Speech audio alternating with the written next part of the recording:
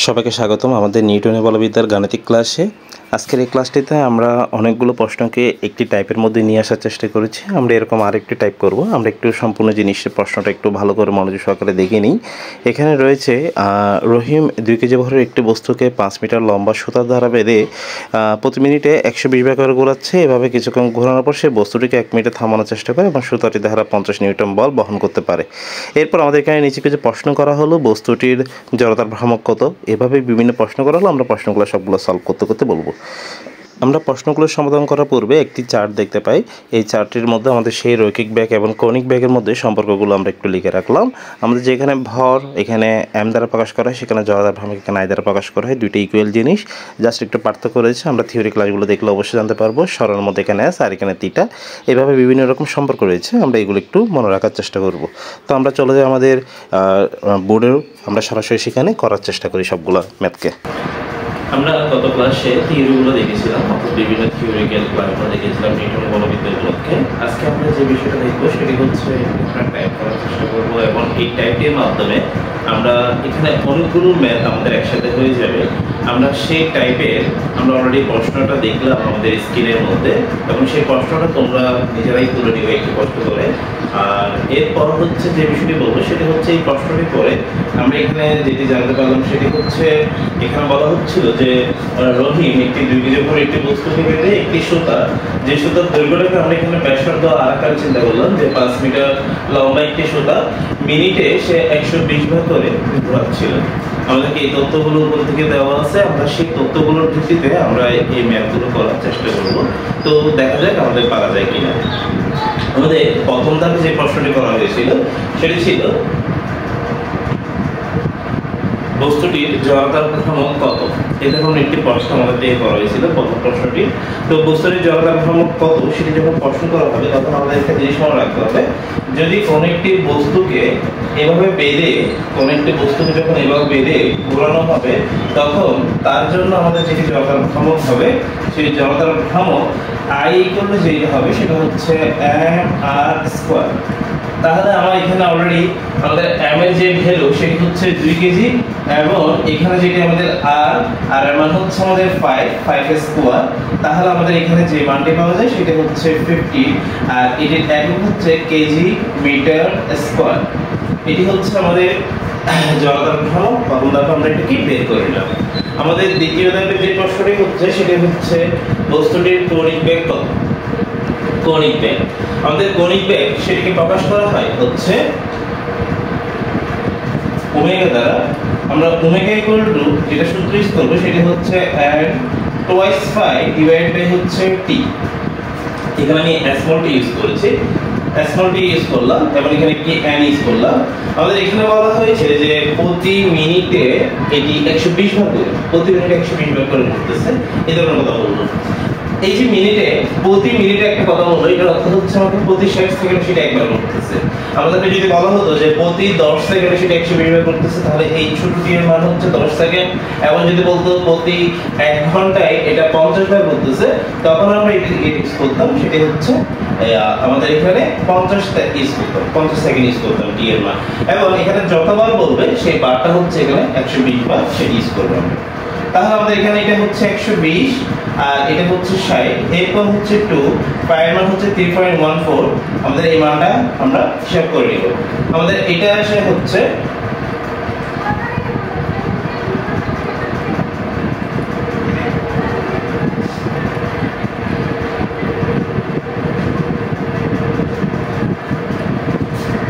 Radian per second, 12.56 radian per second. আমাদের এই ধরনের একটি মান আসে। 3 নম্বর ধাপে যে প্রশ্নটি করা হয়েছে সেটি হচ্ছে রৈখিক বেগ কত। তো আমাদের যখন রৈখিক বেগ বের করতে বলবে তখন অবশ্যই আমাদেরকে কৌণিক বেগটি বের করে নিব আগে, এরপর আমরা রৈখিক বেগটি বের করতে যাব। আমাদের রৈখিক বেগের সূত্র হচ্ছে v equal to omega into r। তাহলে আমাদের ওমেগার মান হচ্ছে 12.56, আর আমাদের এখানে r এর যে ভ্যালু সেটি হচ্ছে 5। সো আমরা এটা একটু হিসাব করে নিচ্ছি যে কত আসে। তাহলে আমাদের এখানে মান আসলে এটি 62.8 মিটার পার সেকেন্ড।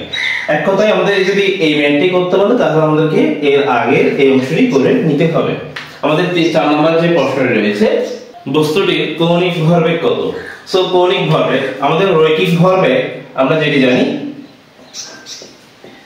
আমাদের রৈখিক ভরবেগের সূত্র যেটি জানি সেটি হচ্ছে P = mv। আমরা একটু আগে একটা চার্ট দেখছিলাম, সেই চার্টের মধ্যে আমরা যেটা দেখছিলাম সেটা হচ্ছে P এই কৌণিক রৈখিক ভরবেগ, সেক্ষেত্রে আমাদের এখানে কৌণিক ভরবেগ L ইউজ করা হয় এবং m এর জায়গায় এখানে I ইউজ করা হয় এবং v এর জায়গায় এখানে ω ইউজ করা হয়। এর অর্থ হচ্ছে আমরা কৌণিক ভরবেগ L = কি ইউজ করব, I ω। আমাদের I এর যেটি ভ্যালু সেটি হচ্ছে 50 এবং ω এর যেটি ভ্যালু সেটি হচ্ছে 12.56। তো আমরা এটা হিসাব করে ফেলব।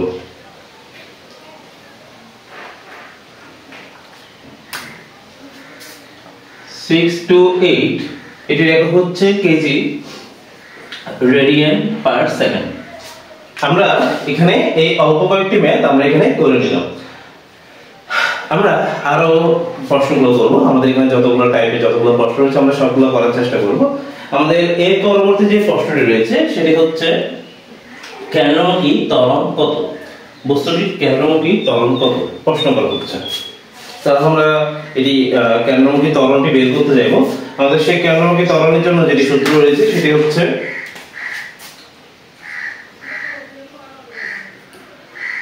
A = ω²r।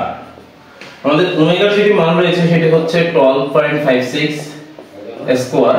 এই r এর যেটি মান রয়েছে সেই r এর মানটি হচ্ছে 5। তাহলে আমরা সেটি হিসাব করে ফেলি।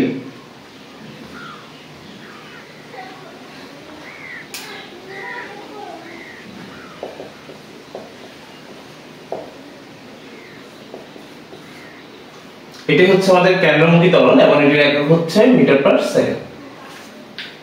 যাই হোক, আমরা এখানে মোটামুটি আমরা এই 5টি প্রশ্ন সলভ করলাম। আমরা এই সবগুলো ম্যাথ আমরা মুছে দেব এবং আমরা নতুন আবার 6 নম্বর থেকে ম্যাথগুলো করা শুরু করতেছি। পরবর্তী যে প্রশ্নটি করা হলো সেটি হচ্ছে বস্তুটির কেন্দ্রমুখী বল কত? এই ধরনের একটি প্রশ্ন করা হলো। তো কেন্দ্রমুখী বল কিংবা কেন্দ্রবিমুখী বল যে প্রশ্নটি করা হোক না কেন সেটির জন্য আমাদের যেটি সূত্র সেটি হচ্ছে F = mω²r। আমরা তাহলে এখানে দেখতে পাচ্ছি যে সেটা হচ্ছে আমাদের এই ওমেগার এই ভ্যালুটা আমাদের লাগবে এবং m এর ভ্যালু অলরেডি আমরা দেখতে পাচ্ছি 2 আর ওমেগার মান হচ্ছে আমাদের 12.56 হোল স্কয়ার এন্ড এরপর রয়েছে যেটি সেটা হচ্ছে r এর ভ্যালু হচ্ছে 5। তো আমাদের এখানে যেটি আসে সেই মানটা আমরা একটু হিসাব করে নিচ্ছি।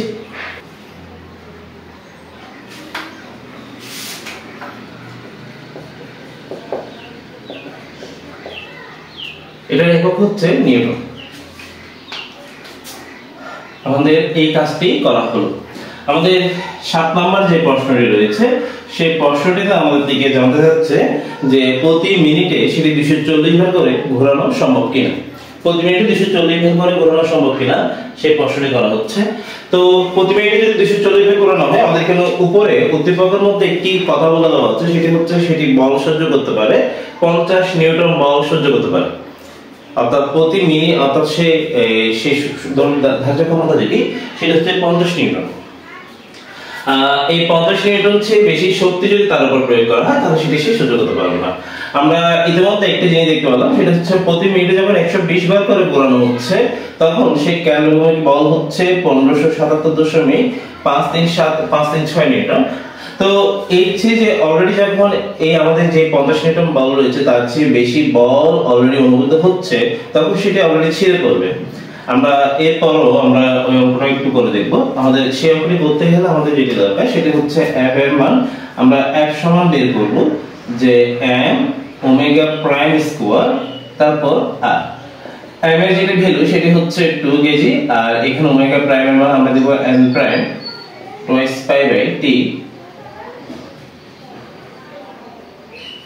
Whole square. আর এখানে r এর ভ্যালু হচ্ছে সেম আগের মতই থাকবে আমাদের, সেটা হচ্ছে 5।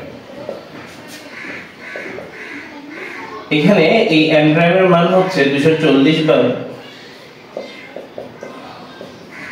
আর যেটি t সেই t এর মান রয়েছে সেটি হচ্ছে প্রতি মিনিটে, তাও ওকে। আমরা এটা একটু করার চেষ্টা করব, দেখি হিসাবটা করে দেখি। 6310.144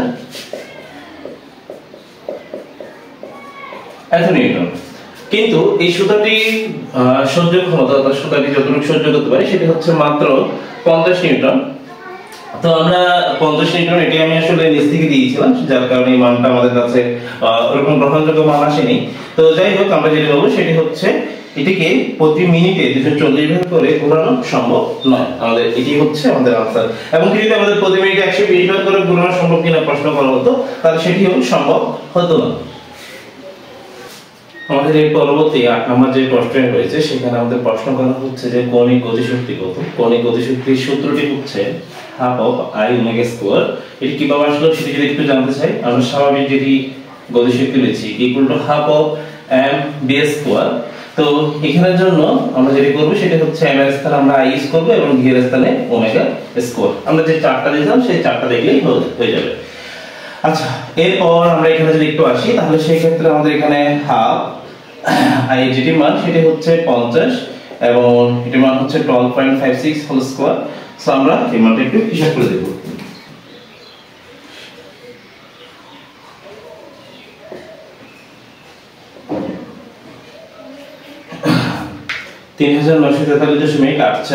এটি একক হচ্ছে 70 জুল। তো আমাদের এই প্রশ্নটি চলে আসলো। আমাদের এর পরবর্তী যে প্রশ্নটি রয়েছে সেটি হচ্ছে বস্তুটিকে 1 মিনিটে থামানোর জন্য কত টর্ক প্রয়োগ করা হয়েছিল। এখন এই বস্তুটি স্বাভাবিকভাবে একটি নির্দিষ্ট বেগে ঘুরতেছিল, সেটি ছিল হচ্ছে 12.56 কৌণিক বেগে ঘুরতেছিল, আর এটা থামিয়ে ফেলা হলো। তো থামিয়ে যখন ফেলা হলো, এখন এই ম্যাটটির জন্য আমাদের এখানে অর্থাৎ আমাদের যখন 9 নম্বর ম্যাটটি করবো সেই ক্ষেত্রে আমাদের এখন যেটি আসবে সেটি হচ্ছে এটি হয়েছিল আমাদের আদিমে, আর যেহেতু এটি থেমে যাচ্ছে তাই এটা শূন্য, এবং যেটি সময় সেই সময়টি হচ্ছে 1 মিনিটে থামানো হচ্ছে, সেজন্য এটি হচ্ছে 60 সেকেন্ড। তো টর্কের প্রশ্ন করা হলো। সো টর্ক যখন প্রশ্ন করা হচ্ছে তাহলে টর্কের ক্ষেত্রে আমরা টর্ক আর জানি বল একই জিনিস। তো আমাদের এই টর্ক আমাদের স্বাভাবিকভাবে বল হচ্ছে F = ma, আর টর্কের জন্য টাউ = হচ্ছে I আলফা। আমরা m এর স্থানে I এবং a এর স্থানে আলফা ইউজ করলাম।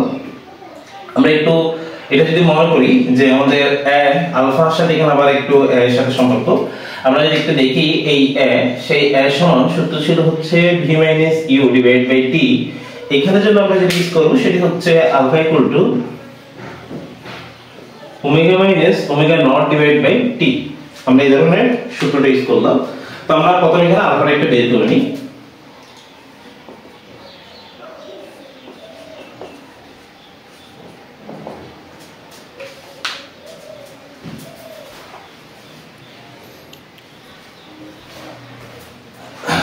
ওমেগা - ওমেগা নট, তো এখানের জন্য হচ্ছে 0 - 12.56 / হচ্ছে t, t মানে হচ্ছে 60।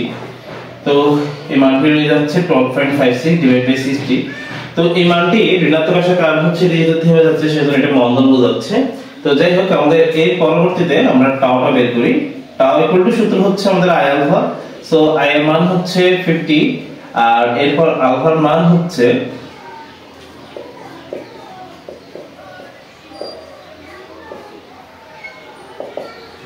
এটি যদি আমরা হিসাব করি 10.47 নিউটন মিটার আসে। আচ্ছা, যাই হোক, একটি মান আসলো আমাদের কাছে। এটি যখন আমরা বলবো বাধাদানকারী টর্ক তখন সেই ক্ষেত্রে হচ্ছে 10.47 নিউটন মিটার, আর যদি শুধু টর্ক বলি তখন সেই ক্ষেত্রে হচ্ছে -10.47 নিউটন মিটার। আমাদের যেটি 10 নম্বর যে ম্যাটটি রয়েছে সেই 10 নম্বর ম্যাটটিতে বলা হচ্ছে যদি সেটি 1 মিনিটে থামাতে সে যদি 10 নিউটন মিটার টর্ক প্রয়োগ করে তাহলে সেই ক্ষেত্রে সেটি থামানো সম্ভব কিনা প্রশ্ন করা হচ্ছে। এখন আমরা একটু যদি খেয়াল করে দেখি, 1 মিনিটে যদি সে থামাতে চায় তাহলে তাকে যেটি বল টর্ক প্রয়োগ করতে হচ্ছে সেটা হচ্ছে 10.47। তাহলে আমরা অলরেডি এই ম্যাথটা কিন্তু করে ফেললাম। আমাদের 9 নাম্বার থেকে আমরা জানি যে টর্ক হচ্ছে 10.47 নিউটন মিটার। এখন সে যদি প্রয়োগ করতেছে সেটি হচ্ছে শুধু 10 নিউটন মিটার। তাহলে সে যদি 10 নিউটন মিটার প্রয়োগ করে তাহলে সে 1 মিনিটে কোনোদিন 1 মিনিটে থামাতে পারবে না, তাকে তার চেয়ে বেশি প্রয়োগ করতে হবে, অর্থাৎ সময় আরো বেশি লাগবে। তো এটির উত্তর হচ্ছে সে পারবে না, 1 মিনিটে সে উত্তর পারবে না। এর পরবর্তী প্রশ্ন যে রহিম অতিরিক্ত বল প্রয়োগ না করে সেটি মিনিটে 180 বার করে ঘোরাতে পারবে কিনা। আমরা এই ম্যাথটা একটু করার চেষ্টা করে দেখব যেটি পারি কিনা আমরা। তো সেটি হচ্ছে প্রতি মিনিটে 180 বার ঘোরাতে যাচ্ছে। একটু যদি বোঝার চেষ্টা করি, আমরা আমাদের যে বৈদ্যুতিক পাখা রয়েছে সেই বৈদ্যুতিক পাখার মধ্যে আমরা যদি একটু খেয়াল করে দেখি, কোনটির পাখা থাকে একটু বড়, আবার কোন এরকম আমরা ছোট কিছু পাখা দেখতে পাই যেগুলোতে খুব ছোট ছোট পাখা থাকে।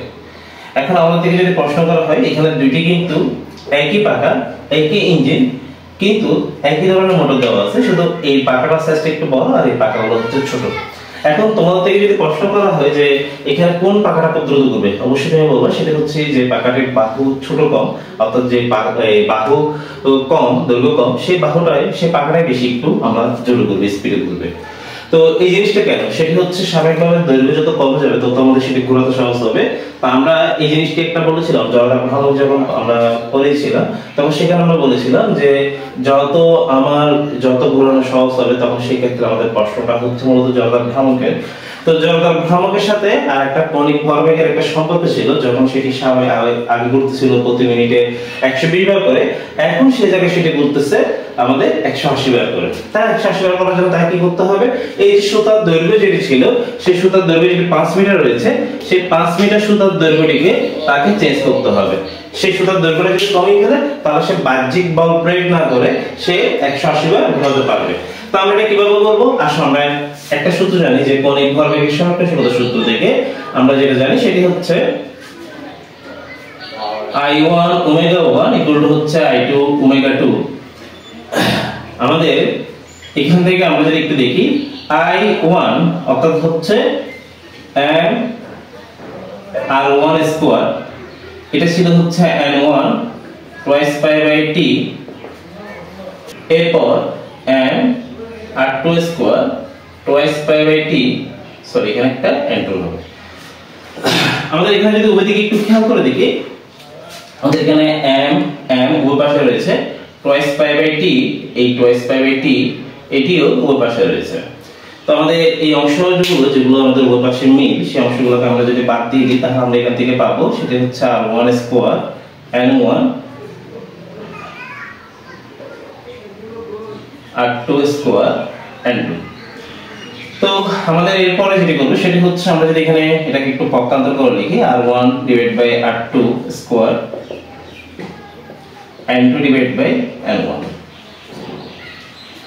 আমরা এরপর এখানে যদি আমরা একটু দেখি, সেই ক্ষেত্রে আমরা লিখতে পারি যে r1 ডিভাইড বাই r2 সমান root over n2 divide by n1। এই ধরনের একটি মান পেলাম।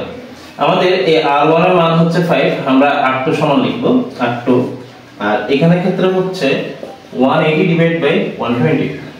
ওকে, এরপর আমরা যদি একটু দেখি, সেই ক্ষেত্রে আমাদের r2 সমান যেটা পাই সেটা হচ্ছে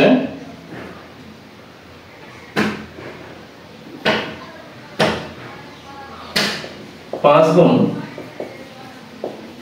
এটাকে একসাথে আমি উল্টাই লিখে দিলাম।